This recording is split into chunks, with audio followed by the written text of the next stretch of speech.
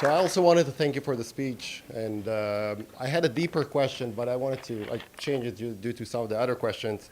I wanted to ask how many lives of Jews were spared during October 7th by terrorists after the terrorists learned that these are anti-Zionist Jews?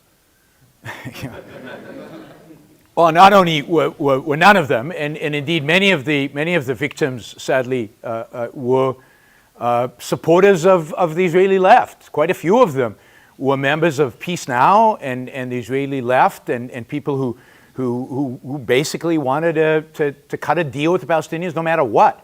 And yet they were the worst victims. But more than that, I mean, think about what happened in October 7th. I mean, it was indiscriminate. Thais were killed, Filipinos were killed. These are people who worked, and when they said, we're not Israel, we're not Jewish, doesn't matter, you work for them, therefore you're part of the sin. They killed Arabs, they killed Muslims, they killed Bedouin, who just happened to be there. And a number of Bedouin families who are grieving for the loss of their children as a consequence.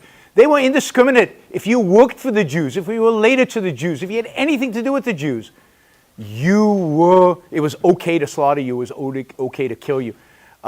This is what an ideology of death really looks like. This is what a commitment to destruction and to death looks like. Thank you. And just a clarification, I think some of the people in the audience are not familiar with some of the terms we use or we're familiar with from the Middle East.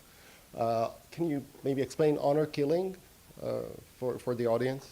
Sure. For those of you who do not know, honor killing is when let's say a daughter has sex outside of marriage, and her father or brother will often kill her as a form of punishment, right? For having sex outside of marriage. This is, I think, hopefully less common, but it still is prevalent and it's barbaric. Look, it's barbaric. I don't care who does it, where it's done. This is a barbaric act that unfortunately is still part of many Arab communities. Thank you very much.